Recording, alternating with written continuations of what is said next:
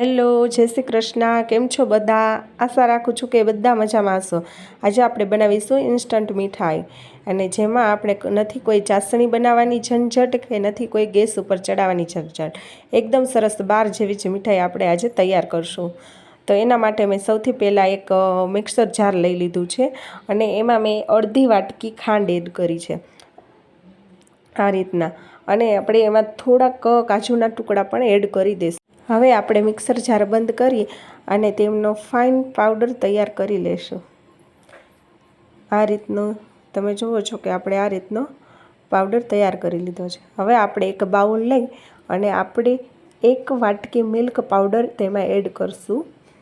અને જેટલો આપણે મિલ્ક પાવડર લીધું છે એટલો જ સામે આપણે એક વાટકી નાળિયેરનું ઝીણું ખમણ લીધેલું છે, એકદમ ફાઇન પાવડર છે, બરાબર છે. હવે આપણે એમાં આપણે જે પાવડર ખાંડ અને કાજુનો જે પાવડર તૈયાર કર્યો હતો એ પણ આપણે એમાં એડ કરી દઈશું.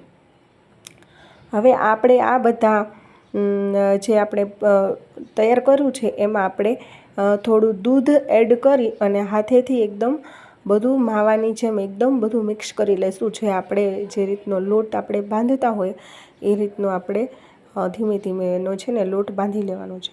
હવે આપણે એવું લાગે કે આપણે થોડીક હજી થોડુંક દૂધ એડ કરવાની જરૂર છે, તો થોડુંક દૂધ એડ કરી અને આપણે જે રીતનો લોટ બાંધીએ છીએ એ રીતનો આપણે બધો માવો છે ને એકદમ તૈયાર કરી લેશું. હવે મેં અહીંયા છે ને તૂટી ફૂટી આમાં એડ કરી છે. તમે આની જગ્યાએ ડ્રાયફ્રૂટ પણ એડ કરી શકો.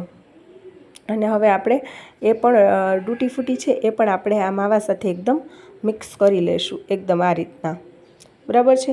હવે મેં અહીંયા એક પાટલો લીધો છે. તમે કોઈ પણ પાટિયું લઈ અને થોડુંક ઘી એડ કરી અને પછી આપણે આ રીતનો જે આપણો માવો તૈયાર કર્યો છે એને આપણે આ રીતનો રોલ શેપ આપી દઈશું, એકદમ મસળી અને રોલ શેપ આપી દઈશું, બરાબર છે, આ રીતનું.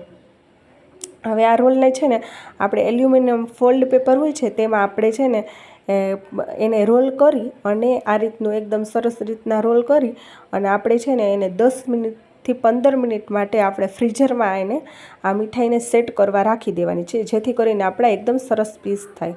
હવે જોઈ શકો છો કે અહીંયા મેં 15 મિનિટ ફ્રીઝરમાં મીઠાઈ રાખી હતી. હવે એકદમ સેટ થઈ ગઈ છે આ રીતની. તમે જોઈ શકો છો કે આ રીતની આપણે મીઠાઈ સેટ થઈ ગઈ છે. હવે આપણે એના એકદમ સરસ પીસ કરી લેશું. ચાકુની મદદથી એકદમ સરસ મીઠાઈના પીસ કરી લેશું આ રીતના.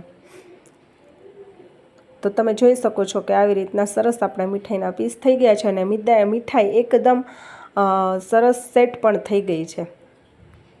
તો તૈયાર છે આપણી ઇન્સ્ટન્ટ મીઠાઈ, એકદમ બાર જેવી. જોઈને સહેલી છે ને એકદમ બાર જેવી મીઠાઈ બનાવવી. જો તમને મારી રેસીપી ગમતી હોય તો વિડીયોને એક લાઇક અને ચેનલને સબસ્ક્રાઈબ જરૂરથી કરજો.